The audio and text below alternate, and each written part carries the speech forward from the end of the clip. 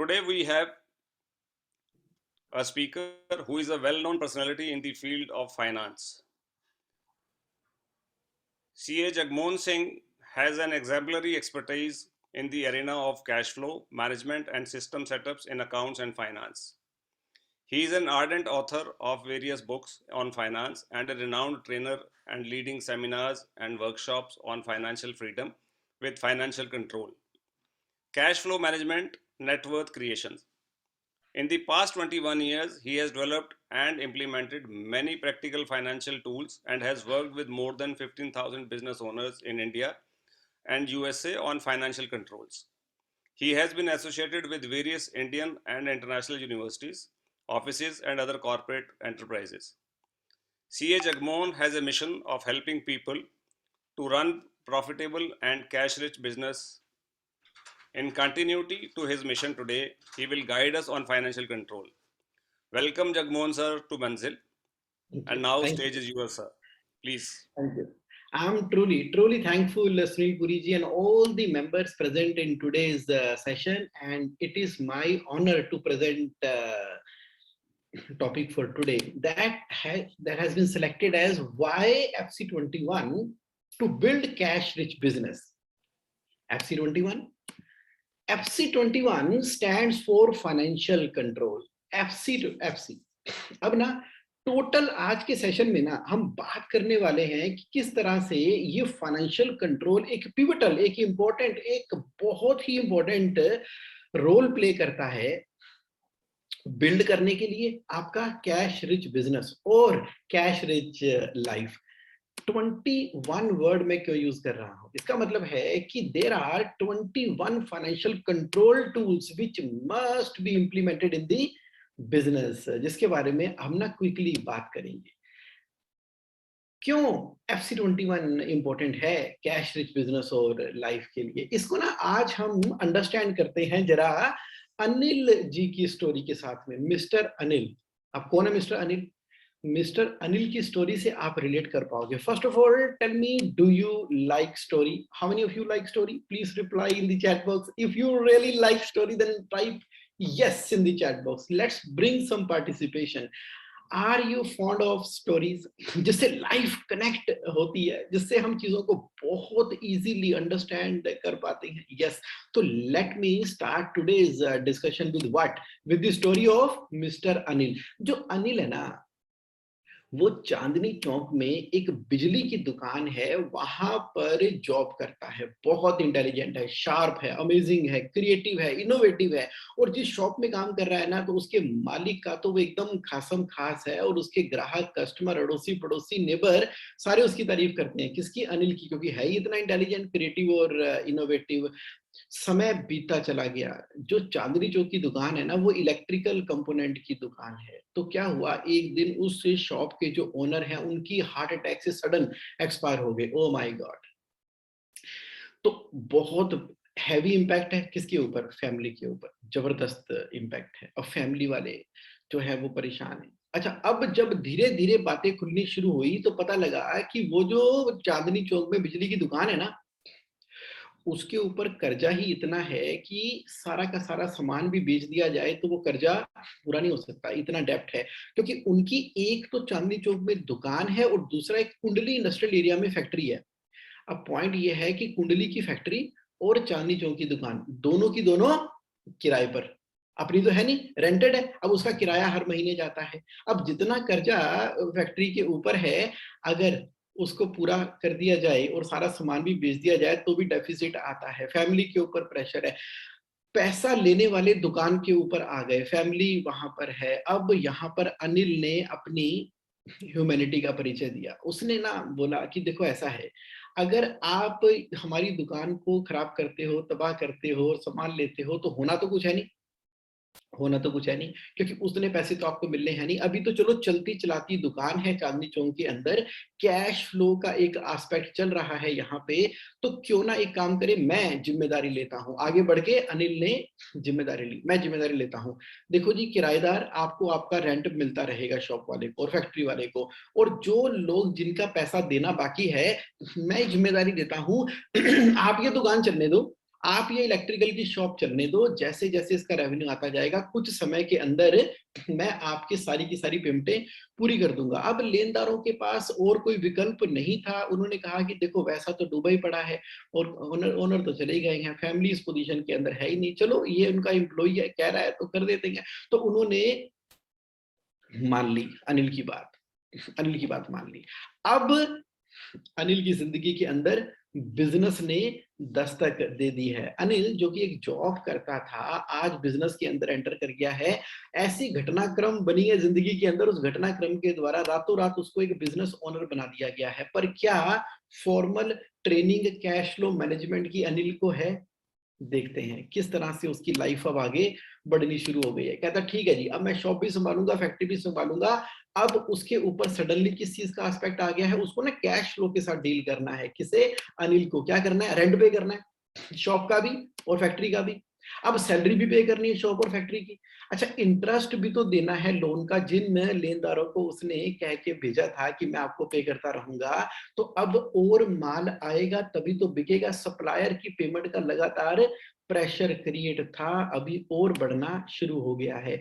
बिजली का बिल भी टाइम पर पे करेंगे तभी तो फैक्ट्री और दुकान चलेगी। अब फैक्ट्री के अपने खर्चे हैं, शॉप के अपने खर्चे हैं, मार्केटिंग के अपने खर्चे हैं, और सारा का सारा टाइम कहाँ कंज्यूम हो रहा है हमारे बिजनेस ओनर दोस्त का, अनिल का?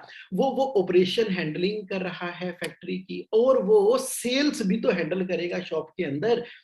उसकी हैंडलिंग कर रहा है, टाइम यहाँ पर लग रहा है। करते करते करते करते देखो धीरे धीरे 10 साल जिंदगी के कैसे बीत गए पता ही नहीं लगा। चल रहा है समय, 16 घंटों की लगातार कंसिस्टेंट वर्किंग चल रही है। Moment bye moment bye moment life निकलती चली जा रही है। बाल जो है ना वो सफेद होने शुरू हो गए हैं। उस इनोवेटिव क्रिएटिव अनिल के चेहरे की मुस्कुराहट तो बरकरार है, लेकिन बालों का स्टाइल, बाल सफेद हो गए हैं। समय बीत रहा है, लेकिन कोई दिल से पूछे कि अनिल आज किस चीज से डील कर रहा है, कोई छुट्टी नहीं है। और रिफ्लेक्शन ऑफ एंगर ना उसकी हर कन्वर्सेशन में अब दिखाई देना शुरू हो गया है। बीपी, शुगर बढ़ रहे हैं, गैस भी हो गई है पेट के अंदर उसके, और बैकएक भी रहने लगी है, आंखों पे चश्मे लग गए हैं। शॉर्टेज महसूस होती है हर समय कैश ऑल द टाइम की, कोई वेकेशन के लिए टाइम नहीं है। बच्चों की पीटीएम के अंदर तो कभी मौका ही नहीं मिलता कि जाके अटेंड कर पाए। कोई सेविंग नहीं हो रही है, लोन अब बढ़ता ही चला जा रहा है। ओवरड्राफ्ट और सीसी लिमिट हमेशा बाउंड्री टच कर रही है, और हमेशा मनी की मैनेजमेंट में लगा रहता है। बच्चों की भी चिंता होने लगी है कि उनकी हायर एजुकेशन के लिए और मैरिज के लिए मैंने कुछ जोड़ा नहीं है, उनका भविष्य मैं कैसे सुरक्षित करूंगा। नया घर तो वो खरीद पा ही नहीं रहा, छोड़ो अपने एग्जिस्टिंग घर को भी रिनोवेट नहीं कर पा रहा, और ये भी डेयर नहीं कर पा रहा कि यार मैं ना अपनी पुरानी कार को ही चेंज कर लूं, जो कई बार रास्ते में चलते हुए बंद भी हुई है। लाइफ चलती चली जा रही है, और उसने तो कभी कभी शाम को रिलैक्सेशन के लिए अब ड्रिंक भी करना शुरू कर दिया है। कब वो कभी कभी रोज में कन्वर्ट हो चुका है नहीं समझ आ रहा। बिजनेस कर रहा हूँ, जिम्मेदारियां निभा रहा हूँ, ये लाइफ किस तरफ मूव हो गई है, मैं बिजनेस कर रहा हूँ क्या? तो उसने ना जिंदगी में बहुत सारी चीजों को अवॉइड भी करना शुरू कर दिया है। जैसे कि अब तो रिलेटिव के घर में जाना तो बिल्कुल भी उसको इंस्पायर नहीं करता, और स्पेसिफिकली इन लॉज के साथ में ना उसका एक बड़ा डिस्टेंस क्रिएट हो गया है, एंड सो ऑन। ये हमारे बिजनेस ओनर अनिल की स्टोरी है। तो मेरा क्वेश्चन क्या है आपसे, मेरा क्वेश्चन ये है कि क्या इसलिए बिजनेस स्टार्ट किया था अनिल ने? कहाँ चला गया वो इनोवेटिव क्रिएटिव, कहाँ है वो यंग एनर्जेटिक इंटेलिजेंट पर्सन जिसको सभी लाइक करते हैं? उसने तो कुछ जिंदगी में करने के लिए, क्रिएट करने के लिए किया था, और जिंदगी में उसने बिजनेस को अपना के 10 साल यहाँ पर निकाल दी। कहाँ है वो? कहाँ है? एक बार ना आप अपनी लाइफ में देखो कि क्या आप इससे कहीं ना कहीं पास, नजदीक, दूर से रिलेट कर पा रहे हो? क्या अपने आप से रिलेट कर पा रहे हो, या अपने आसपास नेबर में, अड़ोस में, पड़ोस में इसको लिंक होता हुआ देख पा रहे हो? क्या क्या आप रिलेट कर पा रहे हो? If you are really able to relate to this situation in the society or with yourself, please type R in the chat box if you are able to relate. If you are able to relate, let me let me understand. Reply in the chat box. Let's bring some participation from there. तभी हम पहुंचेंगे कि यार ये चीजें किस तरह से एस्पेक्ट क्रिएट हो रही हैं, कहाँ से क्रिएट हो रही हैं, किस तरह से हो रही हैं. Okay, got it. यहाँ पर ना आपने देखा है कि जो जो जो जिस एस्पेक्ट से अनिल डील कर रहा है उसका मिसिंग लिंक जानते हो क्या है? उसका मिसिंग लिंक जो आज का टॉपिक है फाइनेंशियल कंट्रोल. फाइनेंशियल कंट्रोल बहुत ही बड़े लेवल पर मिसिंग है. कैसे मिसिंग है इसको स्टडी करते हैं. देखो, एक ना इनविजिबल पावर है हमारी लाइफ के अंदर. इनविजिबल पावर कहां पर? लाइफ में भी और बिजनेस के अंदर भी. एग्जाम्पल शेयर करते हैं. देखो, बिजली है, इलेक्ट्रिसिटी है. अब एक बल्ब भी है और उसके साथ में वायर भी कनेक्टेड है और उसका स्विच जो है वो उसकी वायर जो है वो स्विच पे लगी हुई है. लेकिन जब तक स्विच ऑन नहीं किया और उसमें से वो मैजिकल इनविजिबल पावर इलेक्ट्रिसिटी जो नजर नहीं आती है, अगर चेक करना है तो हाथ लगा के देखो उसकी नंगी तारों को, तो पता लगता है इलेक्ट्रिसिटी है. वो ऐसी इनविजिबल पावर है जो बल्ब को लिट अप कर रही है. फाइनेंशियल कंट्रोल भी कुछ इसी तरह से ऑर्गेनाइजेशन के अंदर काम करता है जो विजिबल नहीं है. देखो, फाइनेंशियल फ्रीडम जो है ना वो डिपेंड कर रही है फाइनेंशियल कंट्रोल के ऊपर. अब ग्रेविटी की पावर को समझ लो ना आप. ग्रेविटी की पावर एग्जिस्ट कर रही है और वो कंसिस्टेंटली लॉ ऑफ नेचर की तरह कोई भी ऑब्जेक्ट अगर एयर में है तो ग्रेविटी उसको अट्रैक्ट करेगी ग्रेविटी की पावर की तरह. Similarly financial control is the power of gravity. Financial control आज इसको ना इन डेप्थ में समझ लेते हैं किस तरह से. तो मैं ना एक आपके सामने फ्रेमवर्क प्रेजेंट कर रहा हूं. किसका? फाइनेंशियल कंट्रोल का आपके बिजनेस के अंदर. इसके अंदर ना कुछ ऐसे टूल्स हैं जो आप समझ लो कि हमारे बिजनेस के अंदर वो एप्लीकेबल होने चाहिए, हमारी लाइफ के अंदर एप्लीकेबल होने चाहिए. वो कौन से 21 टूल हैं जिसके बारे में आज मैंने बात करने के लिए आपसे शुरुआत की है. देखो, ऐसा है, एक बिल्कुल बेसिक से स्टार्ट करते हैं. हम जो भी इनफ्लो ले रहे हैं अपनी कंपनी के अंदर, रेवेन्यू आ रहा है, किस सेगमेंट से आ रहा है? क्या क्या वो एएमसी से मेरे पास रेवेन्यू आ रहा है? क्या वो सेल ऑफ मटेरियल से आ रहा है? तो मेरा रेवेन्यू स्ट्रीम क्या है? किस तरफ से पैसा आता है? अगर हम जोमेटो का स्विगी का एग्जांपल लेते हैं, भाई उनका रेवेन्यू मॉडल क्या है?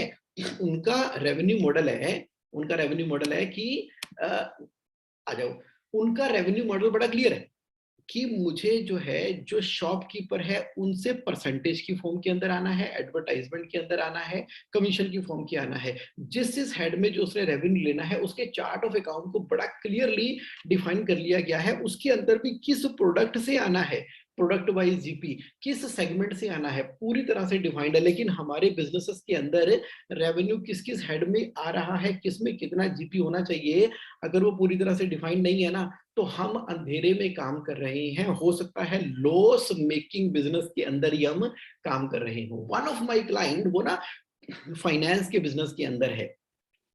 उसको लगता था कि जो वो शॉपकीपर्स होते हैं उनको ब्याज के ऊपर पैसा देता है, एनबीएफसी कंपनी है उसकी, शॉपकीपर को ब्याज पे पैसा देता है तो उसके अंदर मैक्सिमम रिटर्न उसको आती है.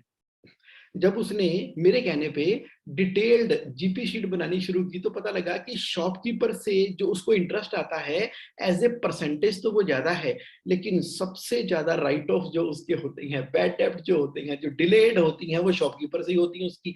जबकि वो जो सैलरीड क्लास को एनबीएफसी वाला लोन दे रहा था उसका चाहे ओवरऑल रेट ऑफ इंटरेस्ट कम था लेकिन over a period of time उसके अंदर कोई बैड डेब्ट नहीं है. तो जीपी मार्जिन बिना राइट ऑफ किए उसमें से मैक्सिमम निकल कर आया. उसका तो 360 डिग्री एनबीएफसी कंपनी को चलाने का तरीका ही बदल गया. पहले वो बहुत सारा पैसा शॉपकीपर को देता था, उनसे इंटरेस्ट लेता था और बाद में कई राइट ऑफ हो जाते थे. At the end of the day जितना उसका अमाउंट था ना, कॉर्पस, उतना ही रहता था, बढ़ता नहीं था. जब से डिस्कशन हुई उसने चार्ट ऑफ अकाउंट को एप्लीकेबल किया, उसने एक एक लाइन आइटम के हिसाब से अपने रेवेन्यू को देखना शुरू किया है. तो आज की डेट में उसके बिजनेस करने का तरीका, focus, working, marketing strategy, lifestyle सारा का सारा चेंज हो गया. तो पॉइंट क्या है, एक फाइनेंशियल कंट्रोल लगाया कहां पे? बिजनेस के अंदर, जिसका नाम है चार्ट ऑफ अकाउंट. अब खर्चे देख लो ना, कौन से हेड में कितना खर्चा जा रहा है. कहीं सारा एक्सपेंस मिसलेनियस एक्सपेंस के नाम से तो नहीं जा रहा, ऑफिस एक्सपेंस के नाम से तो नहीं जा रहा, अदर एक्सपेंस के नाम से तो नहीं जा रहा. उसको हम लाइन आइटम वाइज देख ही नहीं रहे हैं. जब लाइन आइटम वाइज हम देख ही नहीं रहे हैं तो बजट कैसे बनेगा? अगर बजट नहीं बनेगा तो एक्चुअल कैसे कंट्रोल करेंगे? तो चार्ट ऑफ अकाउंट एक ऐसा फाइनेंशियल कंट्रोल है जो इनविजिबल है लेकिन काम कर रहा है, हमने ध्यान नहीं दिया, आपके बिजनेस में लगा होना चाहिए। ओपनिंग बैलेंस तो हम देख लें, क्या होती है ओपनिंग बैलेंस? अरे भाई, इस फाइनेंशियल ईयर के अंदर जब हम अपने नंबर्स को देख रहे हैं लेकिन आपकी बैलेंस शीट एकदम गलत पिक्चर रिफ्लेक्ट करती है, ट्रू एंड फेयर पिक्चर तो रिफ्लेक्ट करती नहीं। क्यों? क्योंकि आपकी बैलेंस शीट के अंदर या मेरी बैलेंस शीट के अंदर या उस पर्सन की बैलेंस शीट के अंदर जो फाइनेंशियल मेस से डील कर रहा है, पुराने पुराने बैलेंस चले आ रहे हैं, किसी वेंडर को पेमेंट करनी है लेकिन करनी नहीं है, क्वालिटी का इशू था, खत्म हो चुका, राइट ऑफ करना था, किसी से पैसे अब आने ही नहीं है, 3 साल निकल चुके हैं, ना केस किया ना कुछ हुआ, वो पार्टी भी अपनी फैक्ट्री बंद करके चली गई, लेकिन ऊपर हमारी बैलेंस शीट के अंदर वो फिगर्स खड़ी हुई हैं।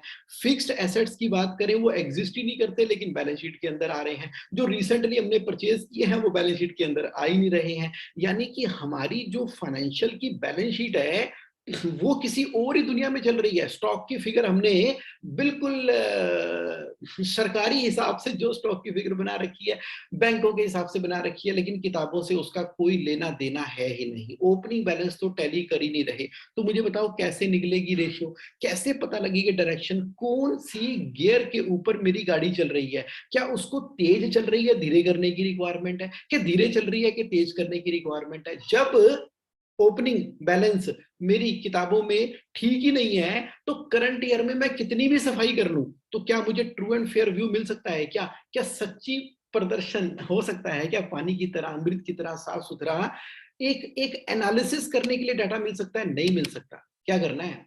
ओपनिंग बैलेंस ना मुझे ठीक रखना है, ये कंट्रोल है। अच्छा, फाइनेंशियल समरी देख रहा हूं क्या मैं?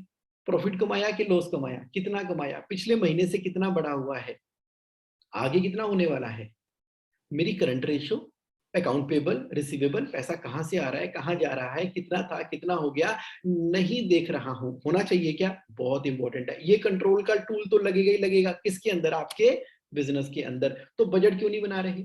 2 समुद्री जहाज चल रहे हैं समुद्र के अंदर, एक समुद्री जहाज को मालूम है कि मैं कहां पर हूं और कहां जाना है, दूसरे को ये तो मालूम है कि मैं चल पड़ा लेकिन कहां पहुंचूंगा नहीं पता। आप आज से 1 साल के बाद देखेंगे ना, जिसको मालूम था वो अपने रास्ते के 20, 25, 50 चक्कर लगा चुका है। निकला ओरिजिन से, पहुंचा डेस्टिनेशन से, डेस्टिनेशन से ओरिजिन, ओरिजिन से डेस्टिनेशन, डेस्टिनेशन से ओरिजिन। तो उसने इतना रेवेन्यू, इतना काम, अपना टारगेट अचीव कर लिया। किसने? उस समुद्री जहाज ने, जो कि अपनी बजट प्लानिंग के हिसाब से चल रहा है। लेकिन जिसको पता ही नहीं समुद्र में जाना कहाँ है, वो वहीं कहीं खाड़ी में टूटा फूटा जहाज मिलेगा आपको। किस सफर में जा रहे हैं? बिजनेस के, फाइनेंस के, फंड के, एक्सपेंस के क्या टारगेट है, किधर जाना है? क्या ये बजटरी कंट्रोल का हमने कंट्रोल लगा लिया क्या? फाइनेंशियल कंट्रोल नहीं लगाया। अगर नहीं लगाया है बजटरी कंट्रोल आज की डेट में भी बिजनेस के अंदर, तो हम कैसे उम्मीद कर सकते हैं, कैसे उम्मीद कर सकते हैं कि मैं करंट सिचुएशन से डिजायर्ड सिचुएशन पे पहुंचूंगा in my cash rich life? आप लिख लो, सुन लो, समझ लो, जान लो और मान लो इस बात को कि ये बजटरी कंट्रोल आपके बिजनेस के लिए one of the most deciding criteria है। तो और कौन सा कंट्रोल है? मंथली बैलेंस शीट, चलो ठीक है, ओपनिंग हमने बैलेंस ठीक कर लिए। अब 1 महीना कंप्लीट हो चुका है, कौन सा? नवंबर का। हम बैठे हैं दिसंबर के महीने में। तो दिसंबर के महीने में ना एक बार हमने नवंबर को देखना है। क्या?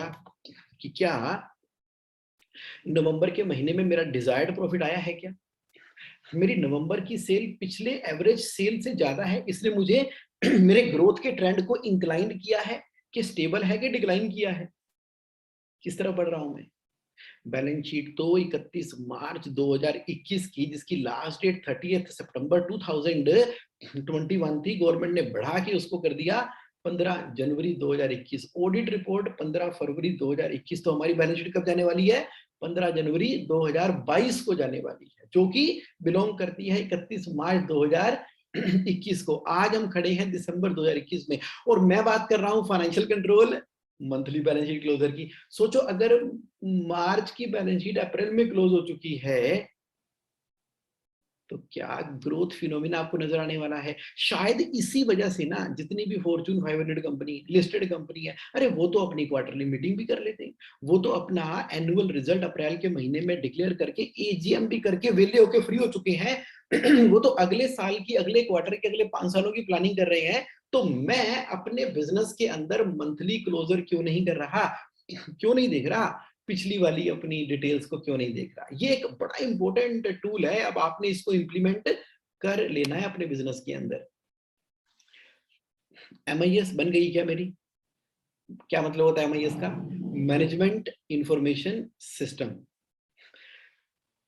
जैसे कोई पेशेंट हॉस्पिटल में जाता है ना, सबसे पहले उसको बेड पे लिटा के ना उसका बीपी चेक कर रहे हैं, उसकी heart rate, pulse rate, oximeter लगा के चेक कर रहे हैं, उसके नंबर्स देख रहे हैं, उसके वाइटल नंबर बोलते हैं, उस वाइटल नंबर के हिसाब से इमीडिएटली उसको ट्रीटमेंट प्रोवाइड की जाती है। चेकलिस्ट है उनके पास में। उसी तरीके से जब किसी को डिस्चार्ज करना है तो इन वाइटल नंबर्स को नोट करके प्रिकॉशन के साथ में उसको रिलीज कर दिया जाता है। अरे मेरे अपने बिजनेस के वाइटल नंबर क्या है? इस समय उसको क्या चाहिए? इस समय उसको प्रोटीन शेक, प्रोटीन पाउडर चाहिए कि इस समय उसको शुगर की गोलियां चाहिए? जिस समय मेरे बिजनेस को जिस तरह की इनपुट की रिक्वायरमेंट थी, मैं कुछ भी, कैसे भी, किसी भी तरीके से मैनेज करता चला जा रहा हूं।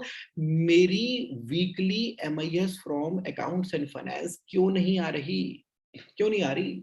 भाई जो मैं इन्वेंटरी कैरी कर रहा हूं, जो मेरी ग्रोस प्रॉफिट रेशियो है, जो मेरी रिटर्न ऑन इन्वेस्टमेंट है, मैं एफडी कराता हूं तो 6% मिलेगा, मेरे बिजनेस में 3% की रिटर्न मिल रही है, तो बेटर है कि मैं तो एफडी करा लूं, बिजनेस क्यों कर रहा हूं? मेरा बिजनेस मुझे 11% की रिटर्न दे रहा है और जबकि मेरा डिजायर्ड लेवल तो 35% का है। तो मैं क्यों बिजनेस के अंदर कौन सी जगह पे क्या इनपुट लूं, किस एक्सपर्ट से बात करूं, मैं ऑपरेशन पे काम करूं कि सेल्स एंड मार्केटिंग के ऊपर काम करूं, ऑपरेशन के अंदर थ्योरी ऑफ कंस्ट्रेंट के हिसाब से किस एरिया पे जाकर देखूं कि जो मेरा बोटलनेक है, कि क्या मेरा रॉ मटेरियल बोटलनेक है, कि मेरे को ऑर्डर जो नहीं मिल रहे वो बोटलनेक है, कि मैंने जो बिजनेस तो कर लिया लेकिन इसके अंदर लीड जनरेशन और कन्वर्जन मेरा है, एडवर्टाइजमेंट की परसेंटेज मेरी ज्यादा कम आ रही है। बिना एमआईएस को देखे, बिना नंबर्स को देखे, बिना स्कोर को देखे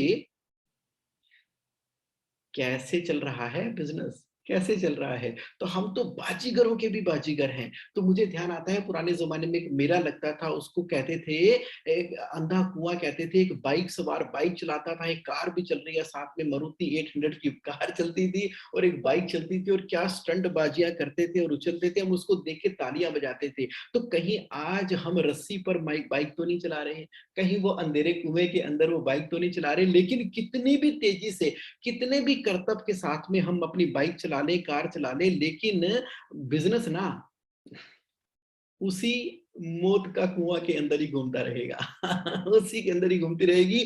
कोई फायदा नहीं है इतने स्टंट करने के, कोई फायदा नहीं है रोज नई नई डिफरेंट डिफरेंट क्रिएटिविटी लगाने का, जब तक कि मेरे पास मेरी एमआईएस अवेलेबल नहीं है। बहुत इंपॉर्टेंट फाइनेंशियल कंट्रोल का ये टूल है, इसको नोट कर लो। ये एमआईएस आपको देखनी है। ये नंबर्स हैं, ये बताएंगे। बड़े से बड़े साइंटिस्ट, बड़े से बड़े एस्ट्रोनॉट वो नंबर्स देखकर डिसीजन ले रहे हैं। आजकल तो जो सुपर कॉप्स हैं, जो इनफैक्ट जो आर्मी पीपल हैं, उनके पास भी हेलमेट के अंदर वो नंबर्स और चश्मा वो होता है, उनके पास घड़ी होती है, उनके पास एरिया होता है, वो नंबर्स देखते हैं, वो स्टैटिस्टिक्स देखते हैं, कॉपी दैट रोजर दैट करते हैं। तो पॉइंट ये है कि हम बिजनेस रन कर रहे हैं। अनिल ने निश्चय कर लिया कि कोई दिक्कत नहीं है, मैं इस दुकान को टेकअप करूंगा क्योंकि इसमें कैश फ्लो आ रहा है। लेकिन 10 साल हो गए ना बर्बाद उसके, लोन कम होने की जगह बढ़ी गया है क्योंकि उसने वाइटल नंबर की तरफ ध्यान ही नहीं दिया। उसने अपने कलेक्शन के एक पर्टिकुलर परसेंटेज को रिजर्व में ट्रांसफर करते हुए कंसिस्टेंट बेसिस के ऊपर डेब्ट एलिमिनेशन टेक्निक नहीं लगाई क्योंकि नंबर्स ही नहीं थे ना। उसको तो ये था कि मेहनत करनी है, मेहनत करनी है, मेहनत करनी है, 16 घंटे मेहनत करनी है, सुबह शाम दिन रात ऊपर नीचे, जहां कहीं से अपॉर्चुनिटी आएगी वहां पर मेहनत करनी है। लेकिन एग्जैक्टली करनी कहां पर है? जो लोग जिम में जाते हैं, बनाने हैं उनको सिक्स एब, लेकिन सारा का सारा जोर लग रहा है अपने मसल्स के ऊपर, तो स्टमक के ऊपर कैसे इम्पैक्ट आएगा? तो उस एरिया पे काम करना पड़ेगा ना, जिस मसल को बिल्डअप करना है। किसी की शोल्डर अगर वीक है और वो थाई और लेग के ऊपर बेंच प्रेस कर रहा है, तो शोल्डर मजबूत कैसे होने वाले हैं? MIS number. आप रिलेट कर पा रहे हो? आप रिलेट कर पा रहे हो मेरी बात से? कोई सवाल आपके दिमाग में आए, कोई ऑब्जर्वेशन आपके दिमाग में आए, चैट बॉक्स के अंदर ना लिख देना अपनी पार्टिसिपेशन के हिसाब से। लिख देना अपनी पार्टिसिपेशन के हिसाब से। तो रूल डिफाइन कर लिए क्या हमने? कैश फ्लो के रूल। देखो, कैश फ्लो के रूल ना बड़े इंपॉर्टेंट है कि मैं महीने में 4 बार पेमेंट करूंगा कि 2 बार करूंगा कि 1 बार करूंगा। हर महीने की 7 तारीख को मेरी सैलरी रिलीज होगी। कलेक्शन जो मेरी आएगी वो पहले इनफ्लो अकाउंट के अंदर आएगी, उसके बाद मुझे सिर्फ वीकली या मंथली बेसिस के ऊपर पैसे ट्रांसफर करने हैं आउटफ्लो अकाउंट के अंदर, जहां से सप्लायर को पेमेंट होगी। और खर्चों को पे करने के लिए तो मैं क्रेडिट कार्ड यूज करूंगा। उस क्रेडिट कार्ड में से मैं इलेक्ट्रिसिटी, टेलीफोन और पीरियोडिक खर्चों को पे करूंगा। महीने में एक ही बार क्रेडिट कार्ड को पे कर दिया करूंगा। क्रेडिट कार्ड सिर्फ बिजनेस के लिए इस्तेमाल करूंगा, पर्सनल के लिए इस्तेमाल कभी भी नहीं करूंगा। इंटरेस्ट तो देने का मतलब ही नहीं बनता। क्रेडिट कार्ड इस्तेमाल करने से बिजनेस के अंदर मुझे पॉइंट्स मिलेंगे, मुझे मुझे मुझे मुझे अदर फैसिलिटीज मिलेंगी। मैं इलेक्ट्रिसिटी का जो बिल है वो इस तरीके से पे करूंगा कि मैं उसको ऑटो रीसेट कर दूंगा। मुझे जो भी परचेज करनी है, 25,000 रुपए तक की परचेज तो मेरा कोई भी पर्सन कर सकता है, ऑथराइज्ड पर्सन कर सकता है। लेकिन 25,000 से लेकर 3 लाख तक तो जीएम साहब ही साइन करेंगे, और कैपिटल एक्सपेंडिचर की पेमेंट तो मैनेजमेंट की अप्रूवल के साथ में ही होगी। क्या ऐसे कैश फ्लो रूल लिख दिए हैं क्या? डॉक्यूमेंट कर दिए हैं क्या? उसको क्लियरली रिफ्लेक्ट कर दिया है क्या? नहीं तो सबसे बड़ा बोटलनेक अगर आज बिजनेस की ग्रोथ में कोई है, तो मैं बोलूंगा मैनेजमेंट, टॉप मैनेजमेंट या बिजनेस ओनर। वो है अनिल, है सबसे बड़ा रोड़ा बिजनेस की ग्रोथ के अंदर, क्योंकि हर जगह शॉप की डिसीजन भी उसको लेनी है, फैक्ट्री की डिसीजन भी उसको लेनी है, हर जगह पर उसको डिसीजन लेनी है। और जो पैसे हैं उसको खुद संभालने हैं, रात को गिनकर सोने हैं, सुबह उठने हैं, कच्चे के पक्के के सारे पैसे उसको मैनेज करने हैं। स्टॉक में, बैंकों में, सप्लायर से, काइटर से, कस्टमर से, नई पॉलिसी से, मार्केटिंग से, और बिजनेस एसोसिएशन ग्रुप के अंदर हर जगह कौन प्रेजेंट है? वही बिजनेस ओनर अनिल प्रेजेंट है, जो कि बहुत बड़ा ऑब्स्टेकल है बिजनेस की ग्रोथ में। क्यों? क्योंकि कैश फ्लो के रूल ही नहीं लिखे हुए। रूल लिख लिए, मॉडल फॉलो कर रहे हैं क्या? कैश फ्लो का मॉडल ना पूरी तरीके से इंप्लीमेंटेड है। जब पैसा आ गया तो 10% रिजर्व में चला गया। जितना पैसा मेरे पास अवेलेबल है, पहले मैं इसेंशियल की पेमेंट करूंगा, सैलरी, इलेक्ट्रिसिटी, टेलीफोन। उसके बाद में ड्यूटीज एंड टैक्सेस की पे करूंगा, जीएसटी, एडवांस टैक्स। उसके बाद में प्रायोरिटी की पेमेंट करूंगा, एलसी की जो पेमेंट करनी है। उसके बाद जो फंड अवेलेबल है, मैं पेबल की पेमेंट करूंगा फीफो बेसिस के ऊपर, बिल बाय बिल। तो वो कौन बता रहा है? कैश फ्लो मॉडल बता रहा है।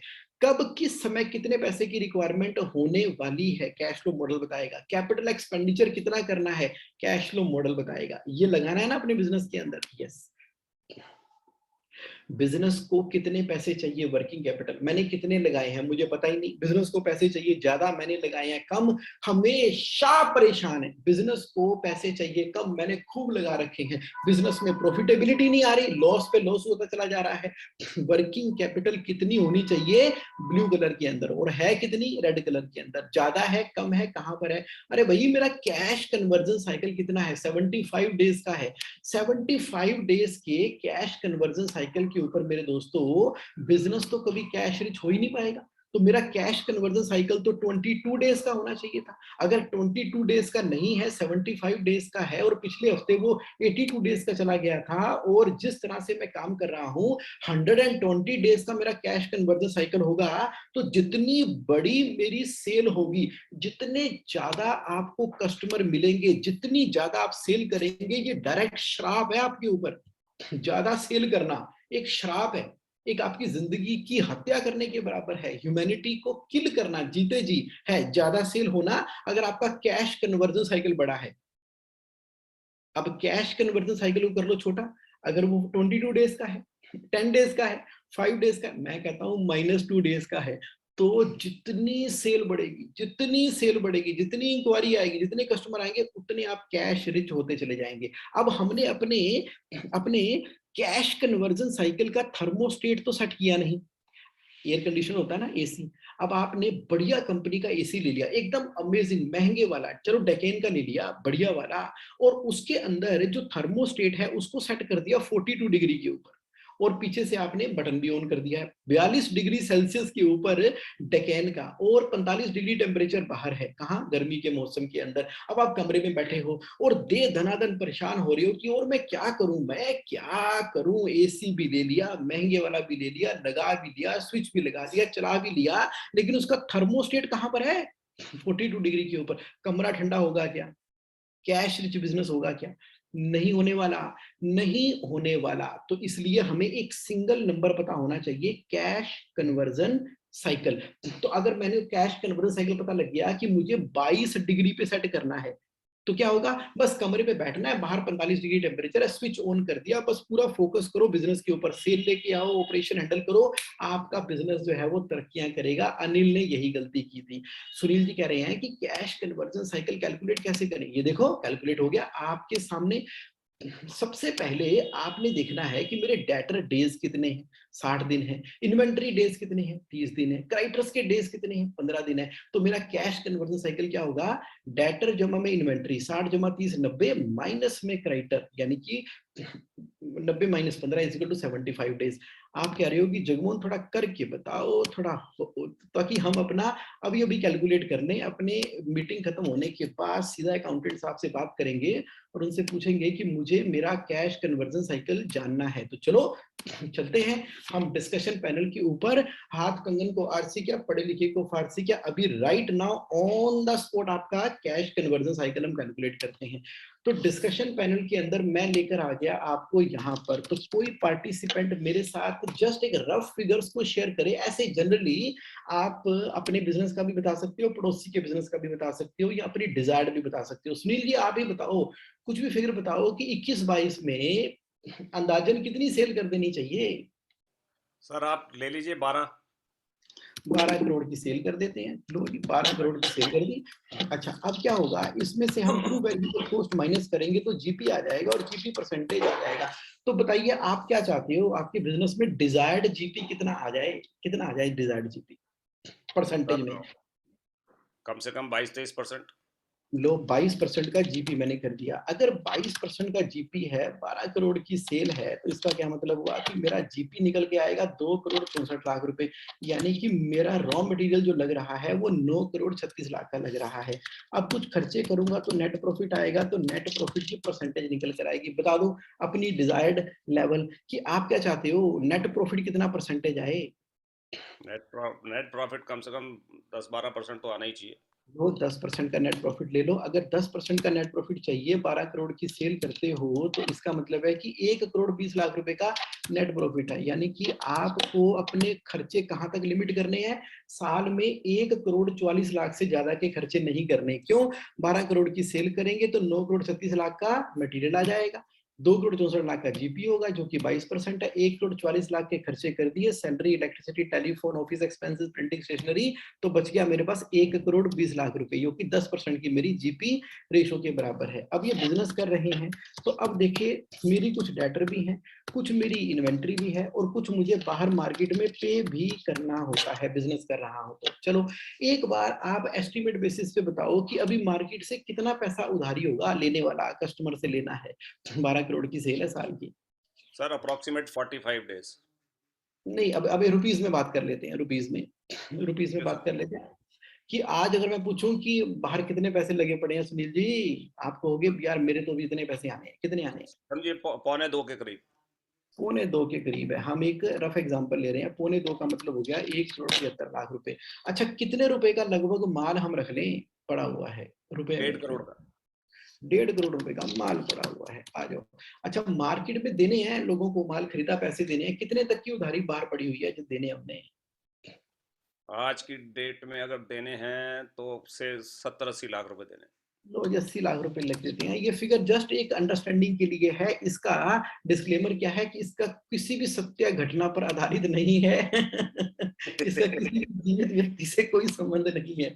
ओके, तो अब क्योंकि हम सीख रहे हैं कैश कन्वर्जन साइकिल निकालना, तो ले लो 365 दिनों को डिवाइड कर दो आप सेल के साथ में और मल्टीप्लाई कर दो कितने आपके डेटर आउटस्टैंडिंग है। इसका मतलब हुआ कि 53 दिन के डेटर मेरे आउटस्टैंडिंग है।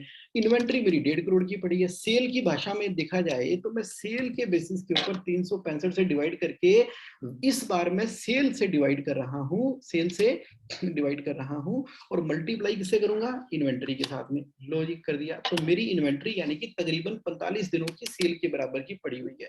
अच्छा, क्रेडिटर्स कितने के हैं, क्रेडिटर्स भी सेल की भाषा में निकालूंगा मैं, वैसे मैं टीवीसी पे निकालता हूँ, इसको डिवाइड करूंगा सेल से क्योंकि मैं कैश कन्वर्जन साइकिल निकाल रहा हूँ, फार्मूला सेम है तो 24 दिनों का। तो अब इस बिजनेस का देख लीजिए, सुन लीजिए, समझ लीजिए, इस बिजनेस का कैश कन्वर्जन साइकिल क्या है, डेटर्स में जमा कर दो, इन्वेंट्री में से माइनस कर दो क्रेडिटर्स। तो देखो और हुआ 75 डेज का कैश कन्वर्जन साइकिल आ रहा है।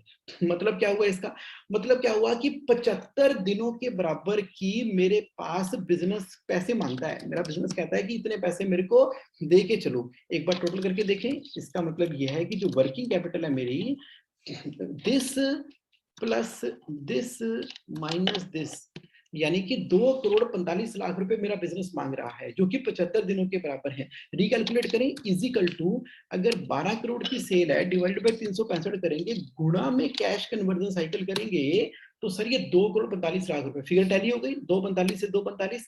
इसका मतलब है ये धंधा कह रहा है कि 75 दिनों के बराबर के पैसे बिजनेस के अंदर लगेंगे।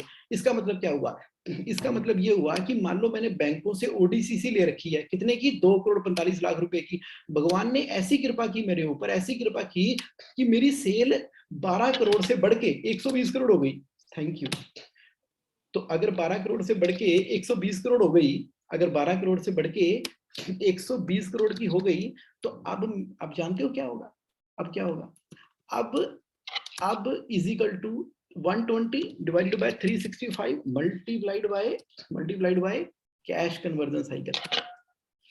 24 करोड़ रुपए मुझे चाहिए होंगे इस बिजनेस को करने के लिए। भगवान और कृपा करे, सेल बढ़ जाए 500 करोड़ की, मुझे 102 करोड़ रुपए चाहिए होंगे बिजनेस करने के लिए, 102 करोड़ रुपए। अच्छा, मैं क्या कहना चाहता हूं, अगर आपका कन्वर्जन साइकिल 75 दिनों की जगह मान लीजिए 30 डेज का होता तो आपको सिर्फ 98 लाख रुपए चाहिए थे बिजनेस करने के लिए। अगर आपका कैश कन्वर्जन साइकिल मान लीजिए 1 दिन का होता तो आपको सिर्फ 3 लाख रुपए चाहिए थे 12 करोड़ के ऊपर।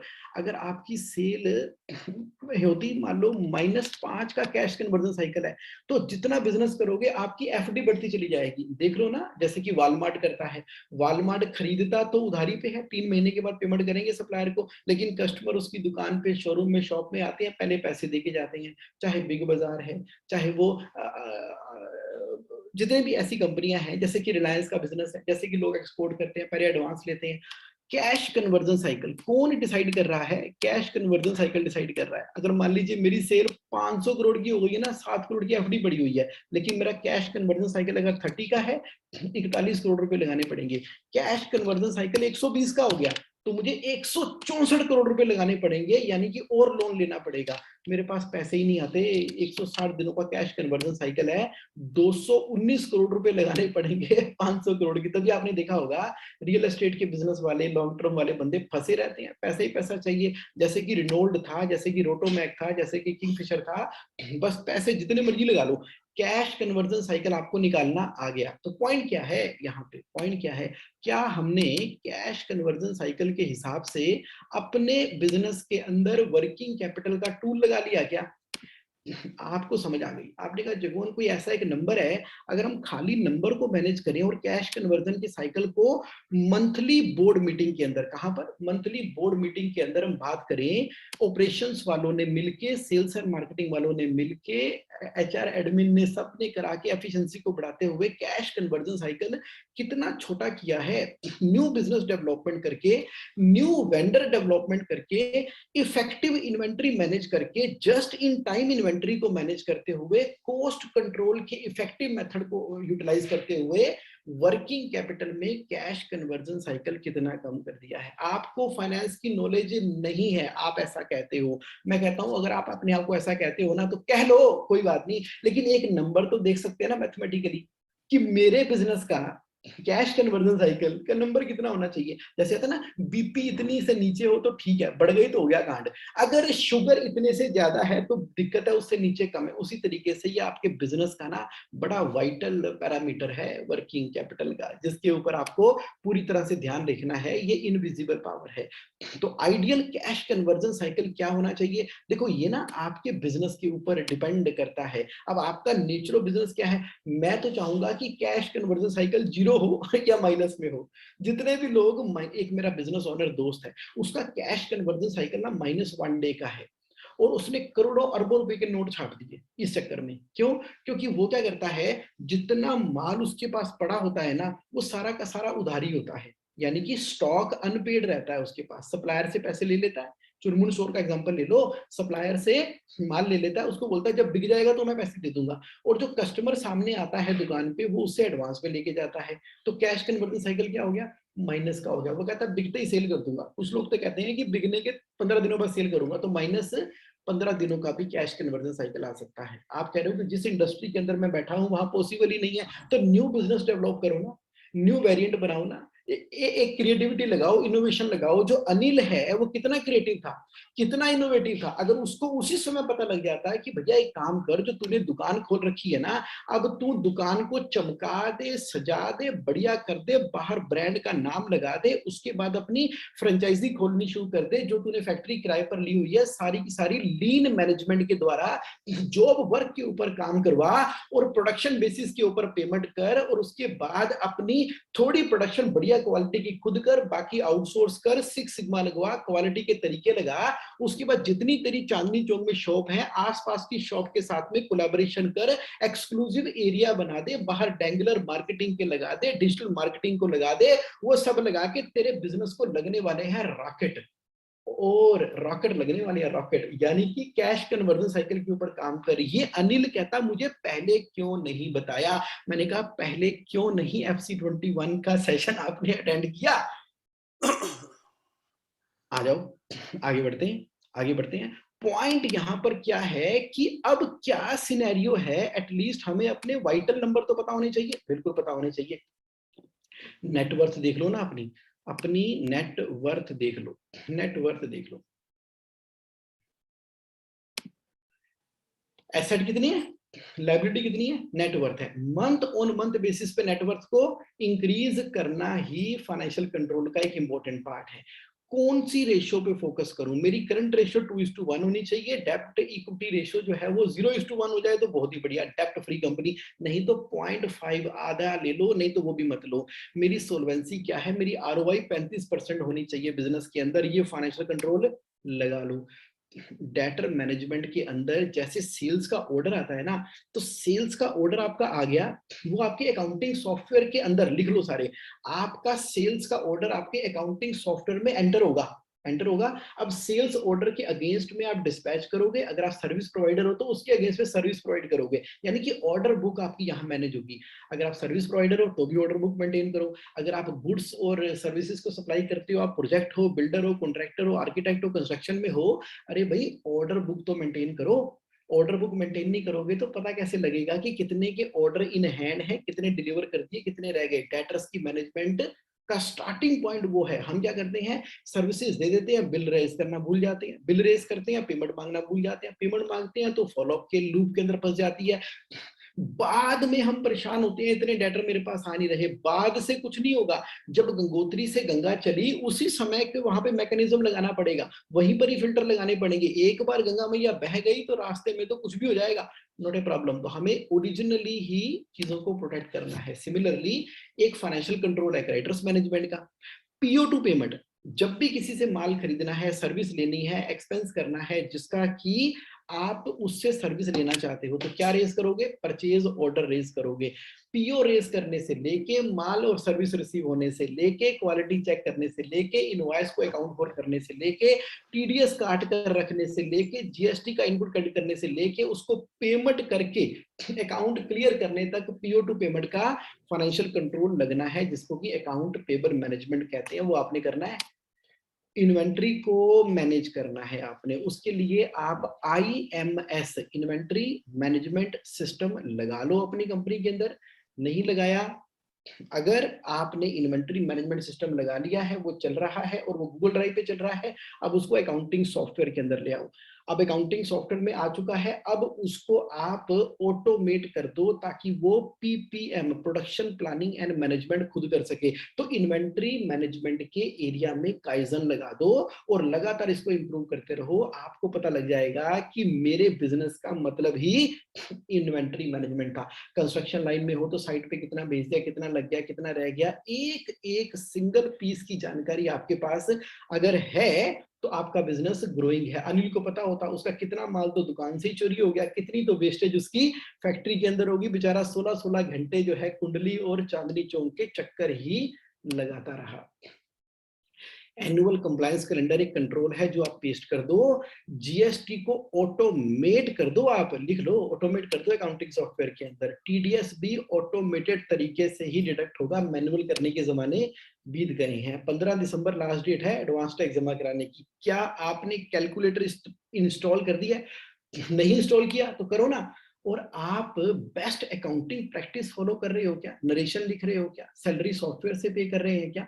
नहीं तो आप ना बेस्ट अकाउंटिंग प्रैक्टिस के हिसाब से लगाओ। ये इनविजिबल पावर है फाइनेंशियल कंट्रोल की, जिसके अंदर आप सिस्टम सेटअप करो। आप बोर्ड ऑफ डायरेक्टर हो, क्वार्टरली एक बार ऑडिट होता है, आपका एक अकाउंट हेड है जो कि एमआईएस देखता है, जो कि account receivable, account payable, compliance और डॉक्यूमेंटेशन को मैनेज करता है। इसको बोलते हैं system setup in account and finance. ये क्या आपकी कंपनी में होना चाहिए? यस, होना चाहिए, पूरी तरह से होना चाहिए, ताकि हम इसको कंट्रोल की तरह यूज कर सकें। और उसके बाद आपकी कंपनी में क्या होगा, साल में एक बार करवाओ, चाहे 6 महीने में एक बार कराओ, चाहे 3 महीने में एक बार कराओ, एक बार इंडिपेंडेंट प्रोफेशनल से आपने अपना ऑडिट करवाना है, वैल्यूएबल ऑडिट करवाना है, क्या गैप थे और उसके ऊपर क्या काम कर रहे हो। तो ये फाइनेंशियल कंट्रोल लगे होने चाहिए आपके बिजनेस के अंदर। देखो कितने लोग आप में से चाहते हैं कि फाइनेंशियल कंट्रोल आपकी कंपनी में लगा हो। अगर ये सारा का सारा इंप्लीमेंट आपकी कंपनी के अंदर हो जाए तो कैसा रहेगा? कौन करेगा? बाहर से कोई नहीं करने वाला, ये इंप्लीमेंटेशन है। यस ये आपको ना एक बार अपने अकाउंट्स डिपार्टमेंट के अंदर, पॉइंट क्या है, हर एक कंपनी के अंदर एक अकाउंटेंट होना ही चाहिए। आ गया। अब उस अकाउंटेंट को आप 21 के 21 रूल लिख के दे दो, उनको बोल दो कि भैया ये इंप्लीमेंट करना है। अगर मुझसे कोई सपोर्ट चाहिए ना तो मैं सपोर्ट करने के लिए तैयार हूँ। सपोर्ट करने के लिए मैं कैसे तैयार हूं, मैंने पता क्या किया, एक छोटा सा इंप्लीमेंटेशन का प्रोसेस तैयार किया है। मैं खुद भी इसको 3 महीने में इंप्लीमेंट करवाता हूं।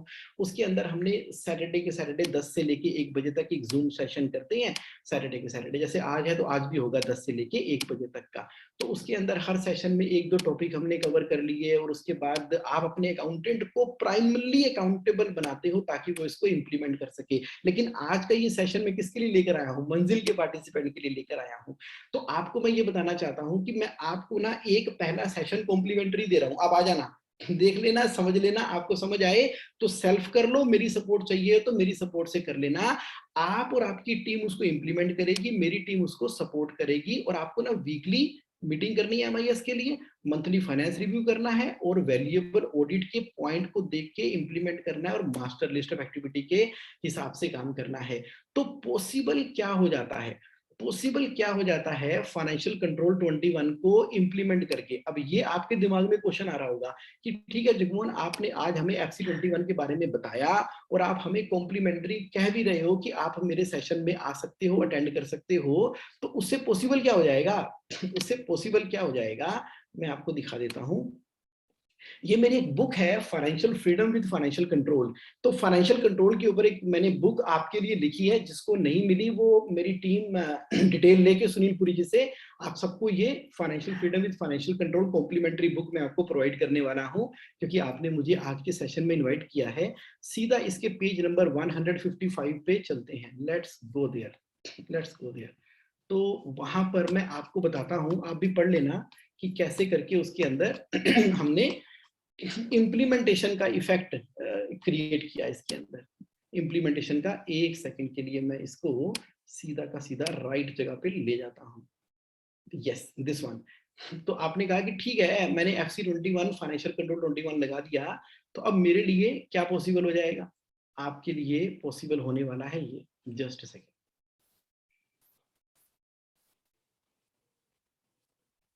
ये जो चीजें मैं आपको बता रहा हूँ ना, वैसे बुक में लिख दी है मैंने, नॉट टू वरी। ओके, तो क्या है, आपका फोकस कहां पर आ जाएगा, आपका फोकस प्रॉफिटेबल सेगमेंट के ऊपर आ जाएगा। अब कैश फ्लो मॉनिटरिंग आप वीकली बेसिस पे कर रहे होंगे, अब आपका कैश रिजर्व क्रिएट होना शुरू हो गया क्योंकि आप वीकली ट्रांसफर कर रहे हो, मैजिक फिगर ऑफ प्रॉफिट अब आपको पता लगनी शुरू हो गई है, एनुअल कंप्लायंस कैलेंडर आपका पेस्ट हो चुका है दीवार के ऊपर, ऑर्गेनाइजेशन चार्ट आपने लगा दिया, साइक्लिक लिस्ट और डेलीगेशन लिस्ट आपका बन गया, वीकली आप रिव्यू कर रहे हो, मंथली प्रॉफिटेबिलिटी को देख रहे हो, बैलेंस शीट हर महीने क्लोज हो रही है, आपकी बजट और एक्चुअल की सेल की फिगर्स आपको दिखाई देनी शुरू हो गई है, एमआईएस अब आपका पार्ट एंड पार्सल बन गया है, एक डैशबोर्ड आपने बना दिया, बैंक आप 4 बैंक ऑपरेट कर रहे हो, कैश फ्लो मॉडल के हिसाब से काम कर रहे हो, मेकर चेकर फैसिलिटी लग गई है, और सारे पीरियोडिक खर्चे आप क्रेडिट कार्ड के थ्रू कर रहे हो, डॉक्यूमेंट जो है वो स्कैन्ड कॉपियां लगी आपकी कंपनी के अंदर, परचेज खर्चे और सेल की मॉनिटरिंग शीट बन चुकी है, सैलरी आप सॉफ्टवेयर से पे कर रहे हो, मंथली अपडेट आपको मिल रहे हो, मोटिवेशन कोड आपको लगे हुए हैं, क्वार्टरली आप और एनुअल सेलिब्रेशन कर रहे हो, और कोई लीगल क्वेश्चन आता है तो प्रोफेशनल ग्रुप का आप पार्ट हो। तो पॉइंट क्या है, ये सारे के सारे आपको चीजें पॉसिबल हो जाती हैं फाइनेंशियल कंट्रोल अपनी कंपनी में इंप्लीमेंट करने के लिए। अब जो मेरा कॉम्प्लीमेंट्री सेशन अटेंड करना चाहते हैं, क्योंकि आपने मुझे इनवाइट किया है, I am truly thankful to you for inviting me here, तो ये मैं आपको लिंक दे रहा हूं। पहले तो ये बताओ, how many of you are interested to attend one of the session of FC21? अगर आप इंटरेस्टेड हो तो मैं लिंक दूंगा, नहीं तो मैं नहीं दे रहा। Are you interested? Okay, Sunil ji आप interested, anybody interested to get that complimentary session? Okay, 2 3 4, okay ठीक है, तो let me give it to you, let me give it to you. तो आप ये फिलअप कर दो, ये ना चैट बॉक्स के अंदर मैंने एक फॉर्म दिया है, बड़ा सिंपल सा है, आप इसको फॉर्म कर दो। तो लिंक पे क्लिक करो, देखो फॉर्म ओपन हो रहा है क्या, तो लिंक पे क्लिक करके ये फॉर्म आप भर दो। तो जैसी ये इंफॉर्मेशन उपासना के पास जाएगी तो वो मंजिल के नाम से मैंने फॉर्म उसका किया हुआ है, तो आपके लिए ये सेशन कॉम्प्लीमेंट्री रहेगा। तो now let me ask from you, by the time you are filling the form, let me ask you, financial control 21 का चर्चा मैंने आपसे की, बात मैंने आपसे की, what are you present to, क्या क्वेश्चन आ रहे हैं आपके दिमाग के अंदर, ये फाइनेंशियल कंट्रोल को देखने सुनने समझने के बाद डिस्कस करते हैं। अपना पॉइंट शेयर करो, what are you present to from today's session, क्या बिगेस्ट टेक अवे है आपके लिए आज के सेशन का, what is the biggest take away, who would like to share?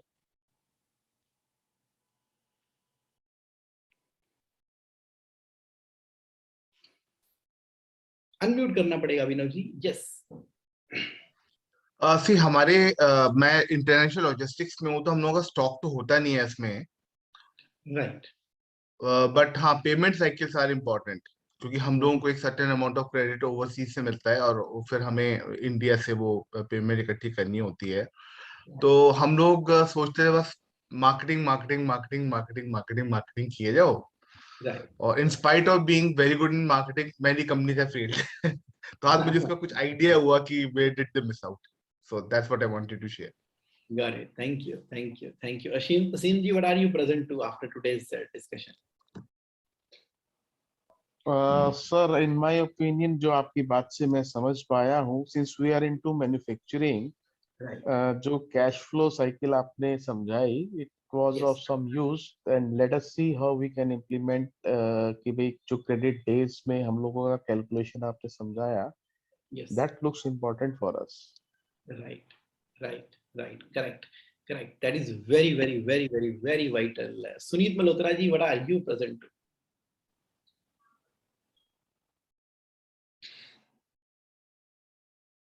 Yes. Love to hear from you.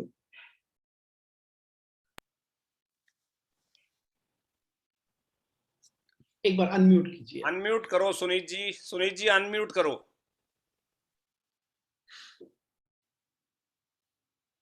Voice नहीं आ रही आपकी। Samishu. Samishu in the network. Okay. So, Nikhil Gupta ji, what are you present after today's session? Good morning, sir. Good morning. Sir my profession is also chartered accountant, तो ये Great. सब जानते हैं cash conversion ratio होना चाहिए। आप एक short term में अगर सेल कर रहे हैं और रिकवरी आपको बहुत टाइम बाद आ रही है, तो डेफिनेटली आपने जैसे कहा ये सेल आपके लिए एक अभिशाप है। हाँ, बिल्कुल, तो मैं एग्री करता हूँ इस चीज से। great. पर एनीवे सभी लोगों के दिमाग में ये रहता है कि कैश सेल बढ़ा लो, मार्केटिंग करके सेल बढ़ा लो। पर हमें ये देखना चाहिए कि उस सेल में हमारी रिकवरी कितनी जल्दी हो रही है और हम कैसे उसे मतलब प्रॉफिटेबिलिटी रेशो भी रखना चाहिए। एक अपॉर्चुनिटी कॉस्ट होती है, हम बैंक को इंटरेस्ट दिए जा रहे हैं उस कॉस्ट पे और प्रॉफिट नहीं निकल पा रहा है। तो वी शुड टेक, जिस टाइम हम ऑर्डर ले रहे हैं उस टाइम कैश कन्वर्जन रेशो का डेफिनेटली हमें ध्यान रखना चाहिए। Absolutely. Thank you for your value addition. तभी मैंने आपको इनवाइट किया ताकि कन्विक्शन Thank you. ना पूरे ग्रुप की और बढ़ जाए। Mohita Singh ji, what is your take in today session?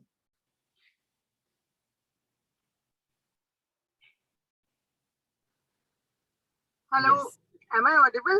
Yes. Yes. Jagmohan ji, I'm driving, so I'm just reaching my work. Can I share in a few minutes? Okay, sure. Right. But in one line, I'd like to say that I will admit when I came to this session, I was thinking that what will I understand in this? I'm not a very finance-oriented person. I think Sunil sir and अगर मोहित या संदीप होंगे तो they will quite agree with me. But आज मुझे ऐसे लगा कि कितनी चीजें हैं समझने के लिए and they can be made so efficient. So I'm truly impressed and I am going to join your class to learn more. And I think even a service-based business, because I'm in the wellness industry, even a service-based business can greatly benefit from what you're teaching. Yes, so absolutely. One would say that manufacturing and other services goods-based would be more, benefited by this. But I think I'm going to sit down with Maharajan and I'm going to understand the notes I've made from your class today. So thank you so much. Thank you, thank you. Sure, and welcome. So who else would like to share? If you want to share, please do that, or you want to ask, please do that. Rochak ji, Rochak. So thank you, Jagmohan. It was really a great session, and especially जो तुमने वो बनाया ना, जो calculation कि अगर आपका जो कन्वर्जन साइकिल 0 है या माइनस में है, then you have 7 crore FD, and if you have मतलब वो जो कन्वर्जन साइकिल बड़ा है, then you are having you may have that 200 crore का आपको बिजनेस चलाने में. That was really eye opener. वो ये सुना था, देखा था, कॉन्सेप्ट के बेस पे समझ में आता था, but the actual calculation how it works, it was really mind blowing, and thank you so much. I just have one question. मेरे को ये पूछना था, people who don't have this debtors or creditors वाला situation in their business, and so I am a financial advisor. Yes. So being in service industry, which are the controls which मतलब do you think कि भाई ये हमारे को यहाँ पे लगाने चाहिए या करने चाहिए? अरे वाह, आपके लिए तो रोचक जी मतलब पूरा का पूरा ना ब्रह्मांड खुला हुआ है फाइनेंशियल कंट्रोल के अंदर। सबसे पहले आपने ना अपने कस्टमर्स जो है, कस्टमर ए, बी और सी कैटेगरी के अंदर आप क्रिएट कर लो। ए, बी, सी। ए जो है वो ग्रीन है, बी जो है वो येलो है और सी जो है वो रेड है। ये 3 तरह की कैटेगराइज कर ली। अब उसके राइट हैंड साइड में आपने बड़ी शानदार अमेजिंग आइडियल कस्टमर की एक फोटो बना ली। एक्चुअली फोटो बना लेना हाथ से, एक्चुअली फोटो बना लेना कि आप किस तरह के कस्टमर को या कॉर्पोरेट को सर्व करना चाहते हो। तो आपकी कैटेगरी भी हो सकती है इंडिविजुअल कस्टमर, HNI या आपका कॉर्पोरेट। अब उसके अंदर क्या क्या ट्रेट होने चाहिए, तो आप ना ऊपर वाले से, भगवान से, यूनिवर्स से मांगो और वो लिख दो उसके नीचे ट्रेट कि जिसके लिए मैं कंसल्टेंसी कर रहा हूँ, उसकी 3000 करोड़ रुपए की अपनी एसेट वैल्यू है जिसको मुझे मैनेज करने की रिस्पॉन्सिबिलिटी दी गई है, and so on, whatever the ideal scenario is. अब क्या करोगे, आइडियल सिनेरियो के हिसाब से अपने चार्ट ऑफ अकाउंट के हिसाब से जो कस्टमर है उनको 3 पार्ट में डिवाइड किया, ए, बी, सी। अब एग्जिस्टिंग कस्टमर्स को तीनों में डिवाइड करना शुरू करो। ए कौन है, जो आइडियल कस्टमर है। बी कौन है, जिनके साथ ठीक है रेवेन्यू तो आ रहा है लेकिन वैल्यू सिस्टम उतना मैच नहीं करता आपका, लेकिन चलो करना पड़ता है। और सी कैटेगरी के अंदर है चिक चिक, उधर भी चिक इधर भी चिक, दोनों की मिला के चिक चिक, तो ना मजा ही नहीं आ रहा। तो हमारा 80% टाइम जो है वो 20% के अंदर चलता चला जा रहा है। अपने रेवेन्यू को तीनों पार्ट में कर दो। अब गोल बना लो कि यूनिवर्स से अपने आइडियल कस्टमर की तरफ फोकस करना है।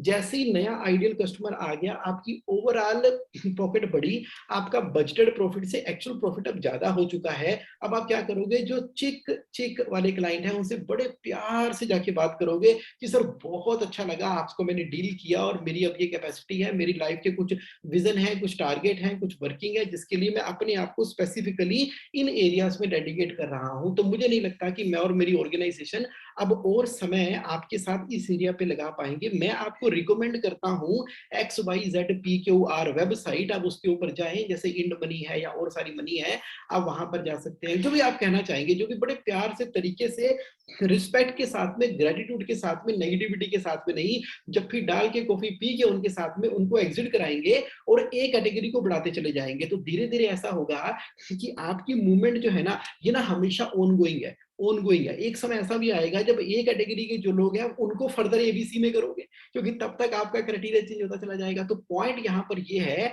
कि जैसे टोनी रॉबिन्स कहते हैं, उस निश तक पहुंचने के लिए, उस 100% सेटिस्फेक्शन को अचीव करने के लिए आपकी जर्नी ऑनगोइंग बेसिस पे चलती रहेगी। ये रेवेन्यू और सर्विस सेगमेंट के लिए इंपॉर्टेंट है। तो इसमें अकाउंटिंग कंट्रोल जो हमने भी बात की, उसमें कोई ऐसी चीज है जो हमें इम्प्लीमेंट करनी चाहिए? यस, अब इसका मतलब है कि जो आप प्रोडक्ट एंड सर्विसेज देते हो अपने क्लाइंट को, उसका नोमेनक्लेचर लिखोगे। नेचुरली ए कैटेगरी के क्लाइंट उस लेजर के अंदर फॉल करेंगे, बी कैटेगरी के अंदर उस लेजर के अंदर फॉल करेंगे, सी कैटेगरी के उस लेजर के अंदर फॉल करेंगे। ऐसे आपको अपने प्रोडक्ट को नाम देना है।